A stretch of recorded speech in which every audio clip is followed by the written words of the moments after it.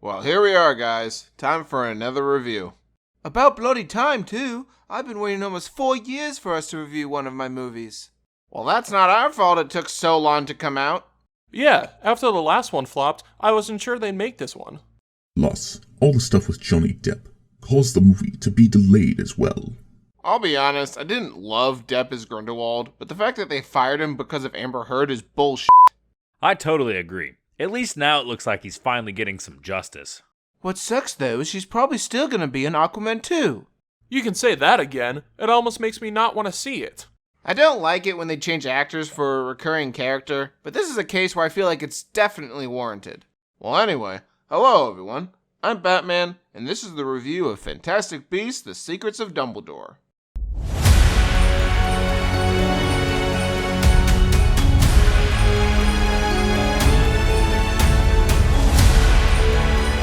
Okay, guys, to be totally honest, that was not very good. That's my thoughts exactly. Yeah, same. I would say it was slightly better than the last one, but not by much. What are you guys talking about? I think it turned out great. Sorry, Harry, but no, it didn't. Oh, really? Then what was so bad about it? Well, first off, the plot was an absolute mess. Yeah, I couldn't even tell what was going on half the time. They have these missions to go on, but they don't even tell us what the point of the missions are. Well, in the movie, they say that they're trying to confuse Grindelwald. Sure, but there should still be some goal behind their missions. Well, I guess they still succeeded. They confused both Grindelwald and the audience. The plan all came together in the end, but it made much of the movie feel just like filler.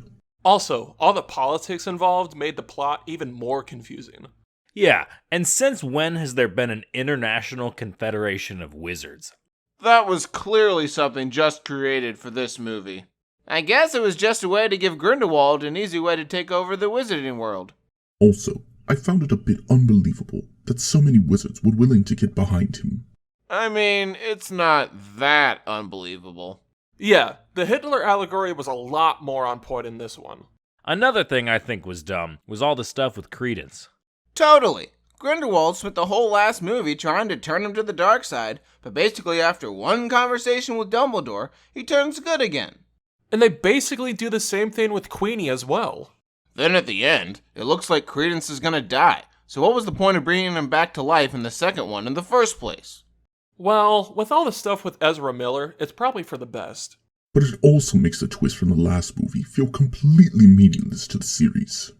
It wasn't meaningless. It was all about getting Credence and Aberforth to reconcile. But we only found out that Credence was his son in this movie. It's not like they needed Credence to tell the story. Take him out and almost nothing changes. Also, what was with the whole mirror texting thing? It was probably just another thing created just for this movie. Okay, I'll admit, that was really dumb. Another dumb thing I would say is the movie trying to make us think Kama had actually joined Grindelwald. Yeah, with how hard they were trying to convince us, it made it obvious that he wasn't going to turn evil. Alright, I can agree with some of that. But there's still plenty of great stuff in the movie. I think Newt was still a spectacular character. I can agree he still had some of his charm from the previous movies. Especially the scene with those crab creatures. I loved that.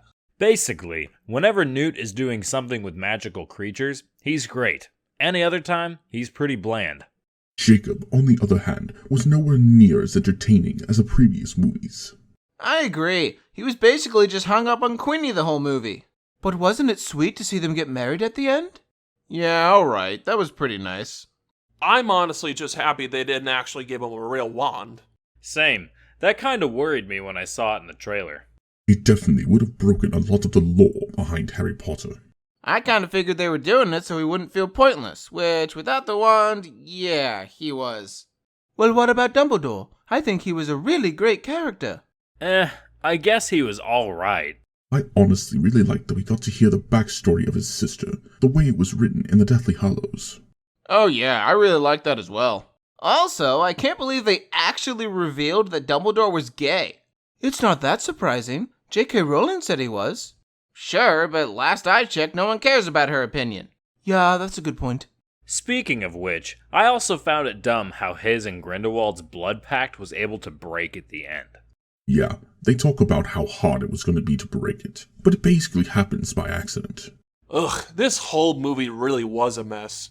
Honestly, I feel like they should just give up on the Fantastic Beasts series. Now hold on, if they do, then we won't have any of my movies to review anymore. Don't worry, Harry. We won't be reviewing anyone's movie soon. What do you mean? Well, I guess it's a good time to tell you guys. We're ending the reviews. Wait, for real? Yep, Sam decided it was time to bring them to an end. Oh my god, I never thought this day would come. Harry, I know I said I'd shank you if the movie sucked, which, well, it did. But now I'm so happy, I'm not gonna. Well, thanks, I guess. I'm honestly shocked. We've done these for so long, I wasn't sure they'd ever end. They did have a good run, but nothing lasts forever. Well, anyway, that's it for the review. We'll see you guys one last time when we review Doctor Strange and the Multiverse of Madness.